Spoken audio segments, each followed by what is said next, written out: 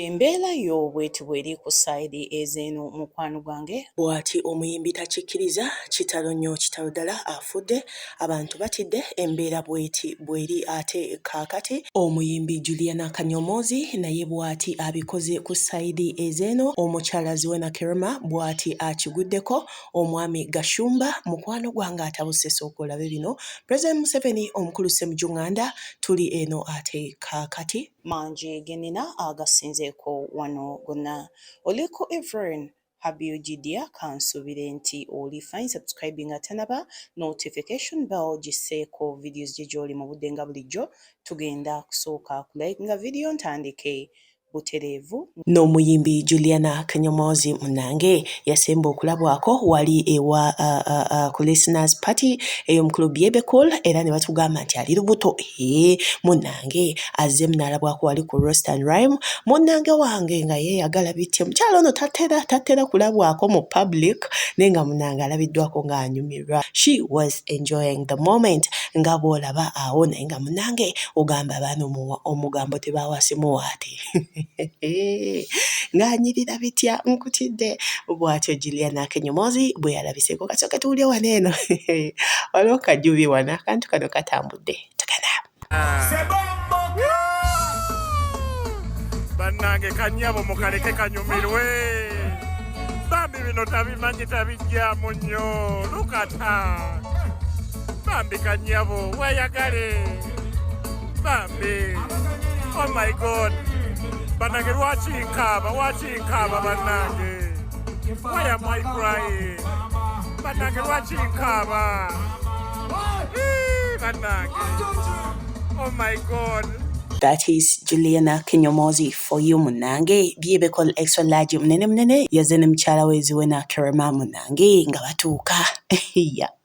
Abantu okuviira ddala ku listeners party omukyala we yayambala akagoye nga kakwatira ddala ku lususu mukwano figa baagikubamu ebituli abagamba kale Ziwena lwaki weekwatamu wenna olabika bubi mukwano waliwo ono alaze obutali bumativu bwe tugende. Ziwena figa agenda n'agikwatamu fitting kati yenna tategeerekeka yenna ali awo figa mulinga akadodi tuzamu ali awo ne mugamba we know someone cheaper ne mulumba n'agenda n'akwononera kafiga kaakalungi mukama Katonda. Bali eyo bangi boogera kuno nakuli omanyi abaana bano beeweddembe naye nga obutambi bwa butyo bwo babukoze awo tuli ku sayidi ezeyo munange olunaku olweggulo olunaku akatambi nga Mary Butter yaganya akakofiira k'NRM yabagambye gwe kataasumulula eŋŋumi ku stage munange bwakubiddwa ku ssimu Mary Butter agamba tugenda Metro live kumpe ondine DJ Scofield ne Gift Chloe sugar taliiwo nakulwaira abasajja bankubidde ku masimu ne bambuuza Mary Butter twalabye emboozi mutambulako yabadde etambula ebimuliko yabadde wa era kyekimuliko n'engamba wayi kamono ego nga sina sibula lesikazi ne 10 esembayo Mary Butter yegereko eri eggwanga akatambi akabadde ku mikutu akatambula yeggwe si yeggwe era kyekyabaddewo yeggwe Mary Butter yabadde mu katambi ako nga performinga kyatambudde kitya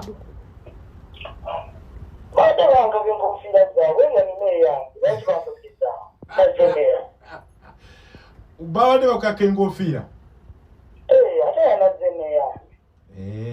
wabadde oyi opafominga wa Butter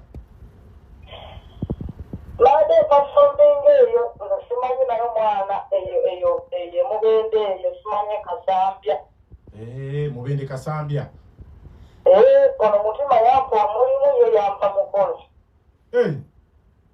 ati ntuuka mbumubuuza omukolo guliwa kyotuuseewa nti ndi wano wenda campaign ngiwerewo omuganda kyona nti campaign kituufu kati emuganda zinagomesi nenzengoyo zinaziguzaawo naye nze weddiriza kuti mutulizaadde kukyalo so naye nkuba share ekita nate mwanyi naye nga saaga abantu taatemu yowedde yali yasasula kati nze ngamanyi mukolo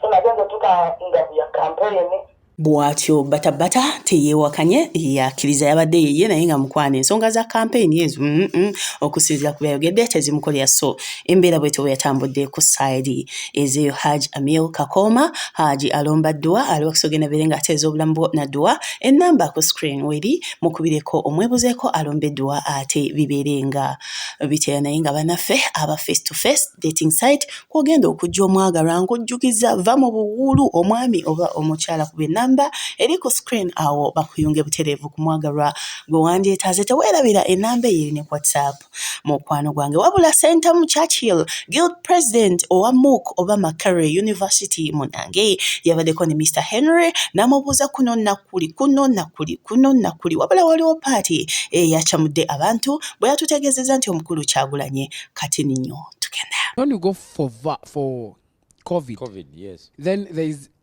a space where my uncle then runs for president. Yes. I think it was after COVID. Yeah. So that space where he runs for president, I get inspired. Like, I'm like, bro, my uncle was or is or was like how I am today. Yeah. He was a carefree guy. Yeah, then you change now. And you're like, but your dad has always been a leader. You didn't get inspiration from your dad? I'm talking about president now. Hey, president. Yeah. Because I stood for games and sports prefect because I was coming from a political background. Okay, yes. So, but president was too big for me to just, But when my uncle stood, this is honesty now. When he stood, he sort of sparked up something in me. I'm like, bruv, it's possible, man. I mean, anyway, anyone can change from, someone that is really lousy in a way, and don't do that, please. So I don't. Don't. So responsibility came up. Yeah, we come to school, and I already have this inspiration. I have this thing where I think it is possible. And when I come to school, I still didn't have the idea to stand until the president that was there at the time said, but you can stand. You can come after me. I'm like, I was even to be angry. And for the start of that senior 5 when we had gone back to school, I remember I had an Air Force black shoe. It was what I was using to study, and an Alexander McQueen. I had 2 shoes. I had no gentle shoe like the one I'm having today. So he told me, you need to change the way you put on. I had some kind of a French cut as well. Yes. I used to put on baggy clothes, chains and what. But you can. I'm like, are you sure? Because he knew how well I could speak and all. Yes. Yeah, so he told me, but you can. So yeah, I stood and I won. So that way, then now coming to campus, I came still, I didn't have the plan to stand. But how I stand, the boy who told me to stand in senior 5 had won presidency at Makerere. For real? Yes. Okay. Bw'atyo omukulu Kyagulanyi ye at some point inspiration nene nnyo eri omwana oyo Center mu Churchill Embeera bwetyo bweri ku side ezeyo bwe nkuvuga nkujjeko eyo ngena kusooka nzijewo akatambi kano katini nnyo tugenda. Tewali kibiina kyayina babaka baavu nga nuupu abaavu abazibu ne bonna obulamu bwe balimu bwakyuka bino bwe balimba protest vote kati balisa protest vote tebagiyita protest vote bagiyita business vote. Come again? Business vote. Protest. No, bakoze kigambo protest in the real sense it's a business vote. Mubalonde basasule million yana mu parliament. It's business. Bakoze kigambo protest vote. Mwe bafuti soja endiga ne muleta mugenda protestinga nga mulonda bali afune million yana. It's a business vote. It's not a protest vote. So you cannot tell me you are protesting and not participating in Mukalulu. Because that's an opposite of it. Katwashuminga nti Kyagulanyi azemu nasinga ababaka. Talonde leader of the opposition. Ngalewe yamulona mu 20. Kati si Ssenyonyi mukoddomi wange. Ssenyonyi wamulabye kenna kuzino. Ndudo mulabye. Atamulanga ennyana abuuka bubuusi bwati. Ssenyonyi. Ssenyonyi alina emmoloka 3. Eya police egulawo ekkubo Land Cruiser mwali ya million 8 neggalawo ekkubo abuuka bubuusi bwati ng'ennyana. Protest vote. Buli mwaka government ya Uganda ebadde wa nuupu 4.5 billion. Ze billion nga 21. emyaka 5 waliwo business esingeeyo 4.5 billion every year muve kusula basasula ababaka misala gyabwe government ewa noop 4.5 billion ng'ekibiina ontegedde kati gwe futi soja ozifunako ali Luweero ali Masaka ali Bunyolo ozifunako tewali protest vote, it's a business vote. Business vote. Yes, kukola sente. Walobe Kyagulanyi balwanyisa musajja aveeko alagewo aga mutuwe obulutu musajja aveeko bwoba owuliriza radio 4 radio 7 radio 8 ng'osuubira nti Kyagulanyi asobola okujjako mu 7 n'akalulu oli musiru obusiru bwo buzaale. These are facts. Era kitaffe yabuuzanga mu busiru bwammwe mwabuyonka lunaku ki? You get it? Oli bwakugambanga mbwagenda kuba akalulu ajjako Yoweri Museveni nokkiriza gwe oli musiru mubalagavu. It's impossible. Omuntu okugamba nti asobola okuba akalulu najjako Yoweri Museveni kinga muntu okugamba mbosobola okkisinga the bottom part of Lake Victoria. Oba omuntu okugamba mbosobola okkisinga enjuba. Omuntu okugamba osobola okujjako Museveni n'akalulu kyama nakugamba mbu osobola okusona amazzi mu Lake Victoria n'ogamalamu. It's impossible. Tekiriyo kino ekikugambe za kugamba 96 na mulonda netaliko kwakira Dr. Kiza Besigye 2016 netuwangula akalulu. Dr. Kiza Besigye n'atuga nti akalulu kokka tikayinza kujja Yoweri Museveni nawanika era Besigye n'atugamba nti ajja kwerekera ku Kyagulanyi mu kujjako Yoweri Museveni si kugenda wa byabakama. Besigye aliwa mukomera teba kulimba kyamuntu bwanagamba nti Frank Gashumba asobola ofuuka omukazi tosobola kujjako Museveni na kalulu mukole birala mwe muli emmamba muli embizi munyowalagi mu makete omulondo mufuluute mwerimbe tosobola kujja Museveni mu Uganda na kalulu. Omukulu Frank Gashumba bw'atyo bwakoze ku sayidi ezeeyo munnange bino eby'abantu abagende Namugongo abasiraamu babeekiiseemu nno. Bano abatambula abagende Namugongo bamenyeka bakoowa bafiira mu kkubo naye abo banaafiira ku mbeera bw'etyo muliro era tubagamba bave mu kutambula banoonye eddiini entuufu etalimu kumenyeka nkubamenyeka fe abaali badde abatuufu okutambula paka Makka kubanga fe abali ku kituufu ne Allah n'atulagira nti atalina busobozi togenda genda ng'osobodde alina obusobozi ogendera mu nnyonyi boosi wallahi teri bya kutambula emirimu ogisanga era egy'okukola ne bakatambulamu wano Haji Safa ne Marwa dukkamu afu kaba emirundi 7 ng'ate si bya mbiro naye ate beerabidde nti ekikolo kyabwe tawhidi baakivaako ne bagenda ku bushiriku ne bagatta ku Allah tabaraka wa taala ne bakassa nti Yesu si kirala kyonna. Bw'atyo omukulu oyo bw'agamba ku sayidi eziosobola okubaako kye tugamba mu comment section singa obeera okiina. Munnange oluvannyuma lw'okufa okwa Cedric Babu waliwo bannange abaana bano katugyewo akatambi kano tugende mawulire ate ag'ennaku mukwano gwange. Temuddamu tubikira muntu afudde ng'awagira mu 7 kino ngenda kyogera tesikiddamu. Omuntu yenna bw'afanga ng'abadde awagira NRM ng'abadde awagira mu 7 simanya alina akakwate ku mu 7 mukwano temutubikira tujja basekerera ate munyiige entondo zibakwate. Omuntu omulamu ng'awagira mu 7 yenkanankana n'omuntu afudde kati tewali njawulo era obeereyo ng'owagira mu 7 wafadda. Si buli mulamu nti balina okugutubikira wano ku intaneti kakati mutubikira omuntu afudde ng'awagira mu 7 tukole tutya? Tukabe tubagambe rest in peace tubagambe kati kiki ekikaabya ng'omuntu awagira mu 7 afudde si mu bubi eje emirambolambo gye mubikaabika wano ku intaneti nga giwagira mu 7 mukwano gisafesinga intaneti tegiremesa video zaffe okutambula kati tugambe rest in peace tugambe afudde nnyo tukuwulireko kiki ku bikolobero by'omukozi banna Uganda. Temuddamu tubikira muntu afudde ng'awagira mu 7 bwafa mumuziike mukasirise tetwagala kumanya nemwana mutuletera emirambo simanya ono afudde ng'ayagala omutima gavumenti ya Museveni emumye sente simanya agibeereddewo okuva edda oyo bogas temuddamu mutuleetera bommanga temusobola kwejjanjabira abantu bammwe ne bafa oba ne bawona temutubuulira oba afudde nga ajjamu olubuto oba afudde nga akataago kalemeredde kasa kiri nti abadde awagira mu 7 bombo kerati bogasi temutubuulira oyo kasasiro mumanyi abafa abafudde mumanyi abafa bemusse naffe tuveeyo twepalawudi temuddamu mwate tukwasa busungu tujja basekera ate munyiige mutubikirabikira wano omuntu simanyi ono afudde ayagala mutima omanyi betusondodde wano emitima oli kati olubwama twamusondera omutima gwaffe n'amala n'atwekyangirako liri pazo twamusondera ebyenda byaffe n'amala n'atwekyangirako tetukyasonda yadde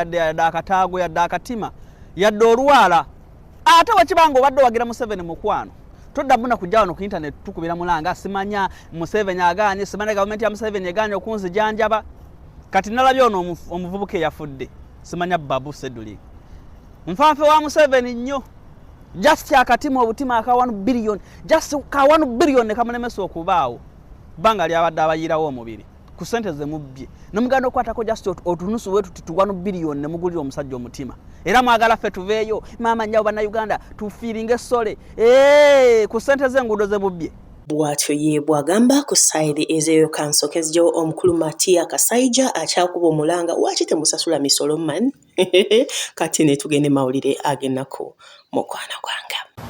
People are refusing to pay taxes. Why? Where do I go? You want me to mortgage your country? Please, business people, those who are working, pay your taxes. These taxes are meant to make your life easier. I am just forced because I have not got money. I have not got money from the taxpayers. So I'm appealing you everybody. Me, I'm paying my tax, I can tell you that. I am a small farmer somewhere there. Now they have assessed me for 200 billion shillings. I did not know how I'm going to raise that money. No, not billion, million. 200 million. Muzeyi mumusobedde naye nga awe tuli ku sayidi ezeeyo maasawo nga sina kutwala wa mukulu Ibrahim Ssemujjunganda nga gasimbaganye ne President Museveni munange mawulire si malungi agali ew'omuyimbi amanyikiddwa ennyo ensi yonna omuyimbi Rihanna Fenty munange dadi we Ronald Fenty yafudde naye nga enfa gye yafudde yabadde ya mangu yafiiridde ku myaka 7 kino kikubye wala abantu mu nsi yonna era buli omu yeebuuza kiki ekituufu ekyatuuseewo kuba kigambibwa omusajja abadde mulamu bulungi like tabadde na illness yonna eryawo emanyikiddwa so abantu kyabakubye wala era ge mawulire agali mu kutambula mu nsi yonna kitalo nnyo kitalo ddala ku sayidi ezeeyo Mukama omwoyo gwe agw'ekimuli eky'emirembe n'omuyimbi abeerenga amugumya embeera bwetyo bweri ku sayidi ezeeyo kasembyeyo ate akatambi kano omukulu Ibrahim Ssemujjunganda kossa omukulu President Museveni nga bagasimbaganye mukwano gwanga. Will you stand again? He's a sole candidate. Can you ask a sole candidate whether he will No, stand? he hasn't given an opinion anywhere.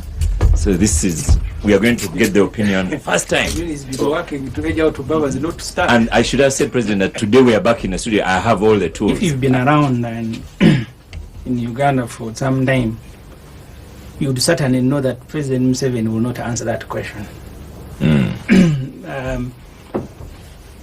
All the time he has offered himself, he's being urged to stand. Is that illegal? He creates an impression that him as a person is not interested.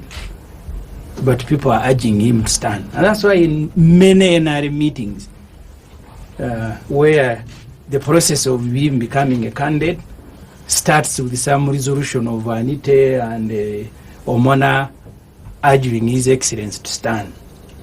And that's how he has gone against his own word. Because if you read his manifesto, I think the one of 2001, at least in more than, I think on more than 4 pages where he said, I am not coming back. And eventually he was urged. So you are right to say he's one of the cleverest men we have in this country. But the point is, and the president said it in his book, what are Africa's problems? If we don't sort out politics, governance, you will not stop discussing it. Because let me tell you, Oscar, the president, when he came here and captured power, 1986, Uganda was the project. Along with the way the president became the project, the amount of money now we spend on the presidency and keeping him in power is almost more than the amount of money we spend. You're talking about delivering services. You'll never deliver services once a leader becomes the project of a country. The president came here, he said, I'll go and buy furniture in Kawempe. He was riding Santana. He gave his ministers in the Saniraure. He said, we must be frugal with our resources. Semijo is right this time. Oh, we need to record these things. But just one of the few times he has made a correct point. On the same point. Yes. The president did ask, and I took that very serious. He says, are you a tabligh? I think that's a very big statement that the president will need to explain. Because if you ask, are you a tabligh, and then you ask, are you linked? Because that endangers all the tablighs in the country. And moreover, the people you are mentioning now. He had said earlier that the tablighs in that time, well, so no, I don't to be fair, you want him so to he ask. said, are you linked to Jamilu Mukulu? So when the president asked me, first of all, I am a tabligh. We have had our leaders killed, and the president is linking tablighs to terrorism.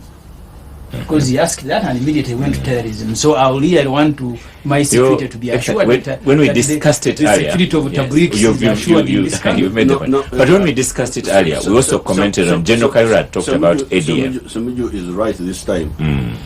Oh, we need to record these things. But just one of the few times he has made a correct point.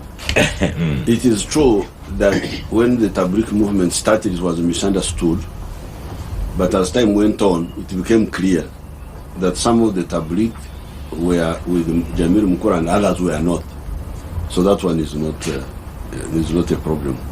And I have not heard that Semijo, for all his weaknesses, that is part of because otherwise I would have arrested him long ago. For all his weaknesses.